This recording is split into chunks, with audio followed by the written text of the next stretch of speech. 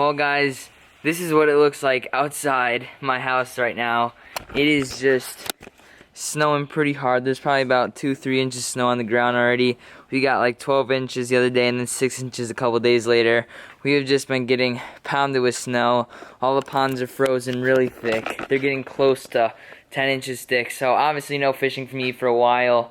So I'm just going to be filming these other types of videos. The lighting is so bad. I'm going to be filming these other types of videos soon. The one you're watching right now is my first impressions on the Curado Rods by Shimano. So see you guys when I'm in the boat. What is going on, you guys? Welcome back to another YouTube video. So you guys just saw that intro. I explained a little bit about what's going on today. So here I have myself 3 of the Shimano Curado Rods right here.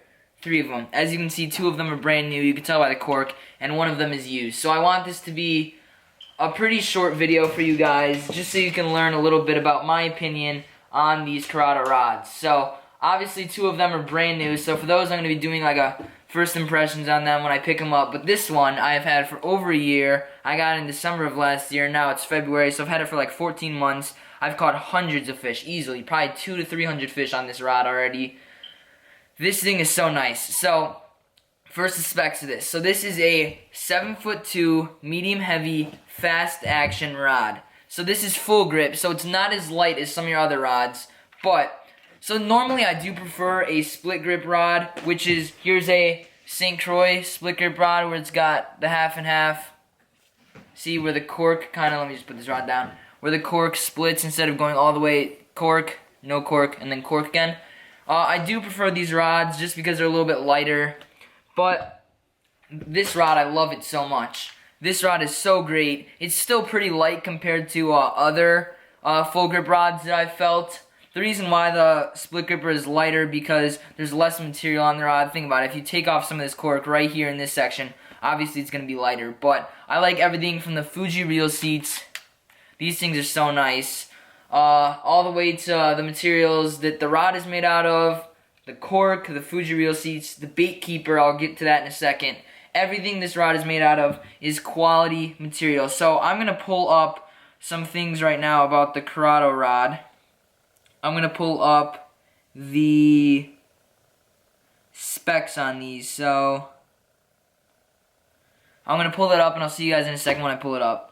Alright, you guys, so I just pulled it up on Shimano's website. Here's the description of these rods. Shimano's tournament quality Curado rods feature a mixture of versatile and technique-specific actions covering the spectrum of techniques for hardcore bass anglers. Light and sensitive hybrid high modulus UD carbon and nano resin blanks. So the blanks in these rods, which is the material that the inside of the rod is made out of, it is hybrid high modulus UD carbon and nano resin blanks. It has high quality cork grips and Fuji components throughout. Fuji tangle-free alkanite guides. So the guides on these rods are Fuji, and so is the reel seat. They're really nice. Fuji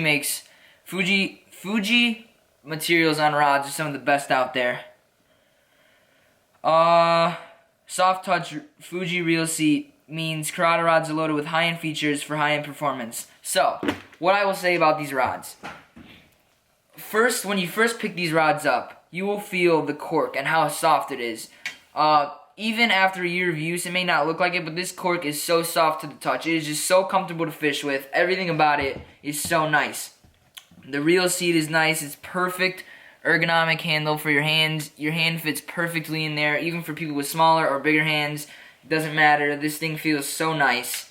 Quality materials, like I said, these are kind of Shimano's mid-range products. They make cheaper products, they make more expensive products, but I will say this is kind of where rods is $150 price range. Oh yeah, so these rods are about $160, I'm pretty sure they retail for. All 3 of them, the spinnings and the casting, retail for about $160.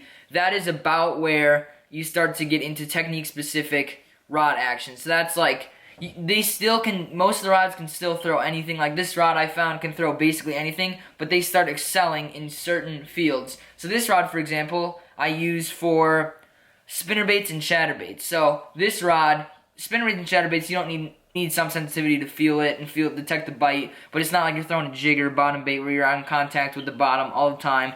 But I will say, I have thrown jigs on these. This used to be my all-around rod before I started expanding my arsenal.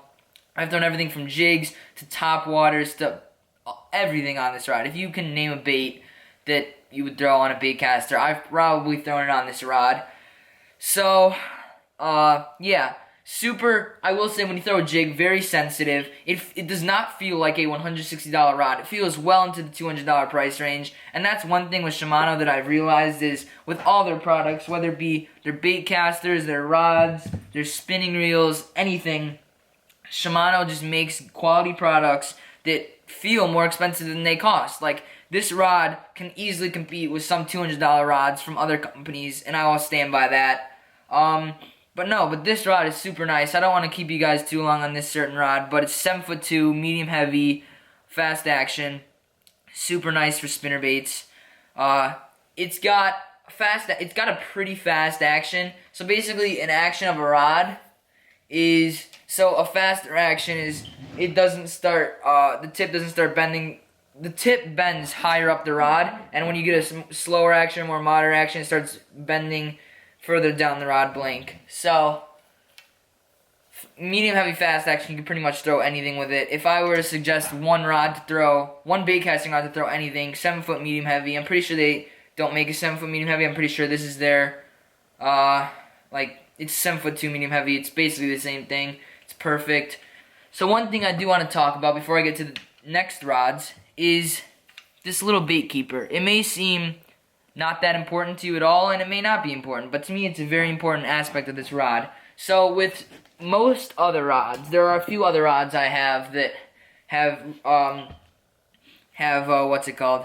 Beekeepers like the one in the Curado. Most other Beekeepers look like this. They're little like U's that connect the rods. So say you have a Texas rigged Senko tied on, or anything Texas rigged for that in general, right? How would I wanna, so say the hook is buried into the Senko like it is here. How would I put it on there? Well, normally I would just go like this, you know, scooch my Senko down on the hook, and then hook it like that. See? Just like that. Well, with these Curado rods, something that's really cool is, so you got your Senko like this. Look at the feature on these Curado rods. The Beekeeper does not reconnect to the rod, so you can just pin it like this. Look at that. See? You just put it like that. You don't need to slide your bait down at all. It's perfect for Texas rigs. Really cool. I used to throw Texas rigs all the time on this rod, and super cool feature about the rod that I really enjoyed. Getting into the next rod that I own, my second baitcast rod in the series. This is my new one. It is a 7-foot medium moderate action, and I don't know if you can tell, but this rod is significantly fatter than the other rod. You can see right there. This rod is almost twice as fat as the other one. This rod is made out of graphite, and this rod is made out of fiberglass. So this rod is specifically used for crankbaits and treble hook baits. I'm just going to use it for crankbaits, but you can use it for other treble hook baits. So this has a medium moderate. My last one was a medium heavy fast. So medium versus medium heavy, it's not as beefy, it's not as stout, it's not as strong as a rod. Obviously it's not going to break if you're using it. That's not what it means at all. It's just like a lighter action rod. So even though it may not look like it. And then the more moderate action with my other Curado rod, the fast action, it started bending like right up here. This one starts bending further down the rod. It's got a slower action, slower tip to this rod. So that is perfect for treble hook baits, because when you're using a treble hook bait, when you're using like a normal like hook bait, like say this is a jig, it's just got one hook on it. You want to drive that hook into the fish's mouth as hard as you can and give a hard hook set. When you're using treble hook baits, you want to kind of just lean into the hook set, not really like rip, because if you do it too hard, it rips it out of the fish's mouth. So basically the reason why crankbaits are so good for fiberglass rods and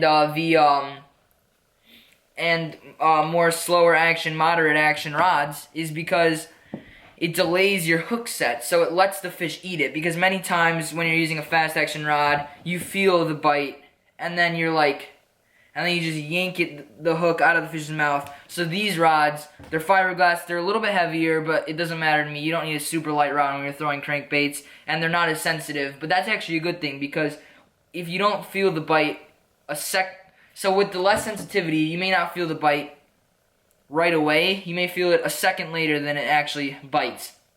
So what that means is you have a delayed response, so it gives the fish more time to eat the bait. It may not sound like a good thing. Obviously with jigs, it's not a good thing. With jigs, you want a fast action. You want to be able to feel, you want to have a sensitive rod where you can feel the bite. But with these rods, these fiberglass rods are perfect for crankbaits because it gives you delayed reaction, like I said, lets the fish eat the bait, and then keeps it pinned. That's another thing. So with the treble hooks, with the fast action, it kind of yanks the hook out of the fish's mouth, and if you do get a good hook set on them and the hook is driven into the fish's mouth, the faster action cannot keep the fish pinned. This lets you play bigger fish. It's just a super fun rod. It's going to be awesome. You do not lose a lot of fish with these fiberglass rods, I will tell you that. Just from talking to people and researching it and reading a bunch of forums, I've learned a lot about these rods, even though this is my first fiberglass rod, and I've casted it in my front yard, but I've never casted it out on the water and caught a fish on it. But I've learned a lot about them. And they also make graphite composite rods, which is a mixture between fiberglass and graphite, if you want a little bit of a lighter rod and a little bit of a more sensitive rod. But I think these fiberglass series are perfect for crankbaits. I'm so excited to use it. Oh yeah, so my moving bait rod, my spinnerbait rod right there, which I just showed you guys, the one that I've had for a year, I paired that up with an SLX DC with 14-pound fluorocarbon for my spinnerbaits. And this rod, I pair up with a Curado K with 15-pound fluorocarbon. So I'm going to be throwing anything from, not too many deep diving crankbaits, but mostly like 6 to 8 foot diving crankbaits on this, to rattle traps, to square bills, 3 to 5 foot divers, you know, basically anything. This is my all-around crankbait rod. It's going to be perfect for this year.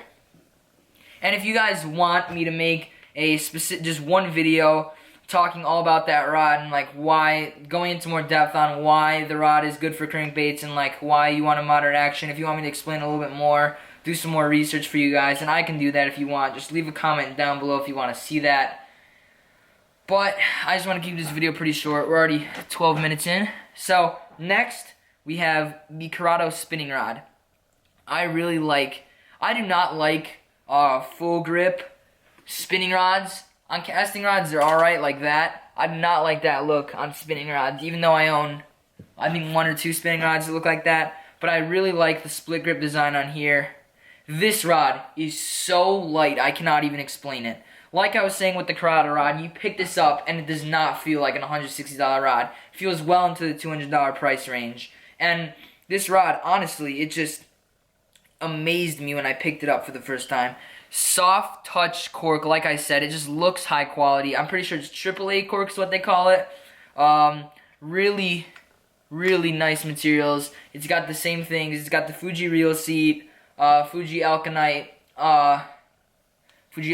eyelets, and just everything about this rod is just so nice. This one's a 7-foot medium extra fast action. So I got a 7'2" medium heavy fast action, 7'1" medium extra fast action, and a 7-foot medium moderate action. So I have fished with this one time so far. A pond was like half frozen. I was just throwing around the little Ned rig, little X Zone Lures Ned Zone. Go check them out. Link in the description. But I mean, I was using this, and I could say the sensitivity with that little Ned rig on some rock in this pond was unmatched. Like, this is so much nicer than any other spinning rod I own. I can just say that the sensitivity is, oh my gosh, it's crazy. The sensitivity is there. It's just, I cannot even explain how nice this rod feels. It's so light, and a good thing about this rod is it's so balanced.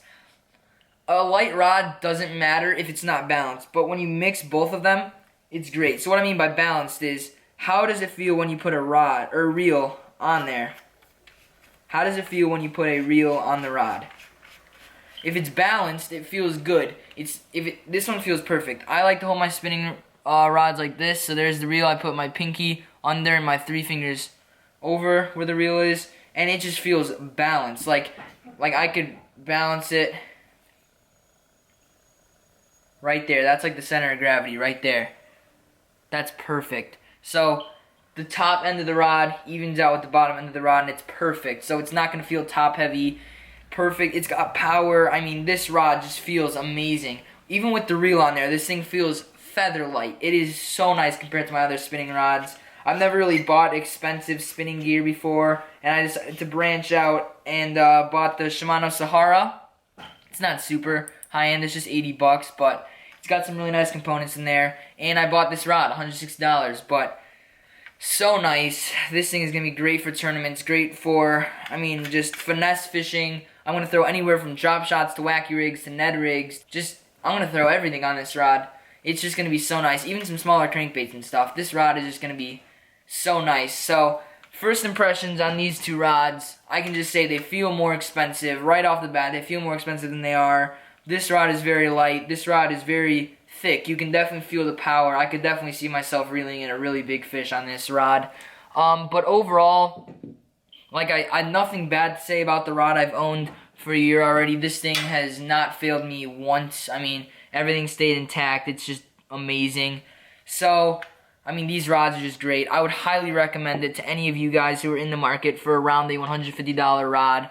Good reels to pair with them in the same price range as the rod. Shimano Curado K, which is $180, and SLX DC, which is $190. These are both perfect options for these rods. The Curado K is basically made for these rods, and I'm so excited to be throwing crankbaits this year on it. But, yeah, if you guys enjoyed this video, don't forget to leave a like, subscribe, and comment what you thought about these rods. And, yeah, I'll leave a link to the rods down in the description.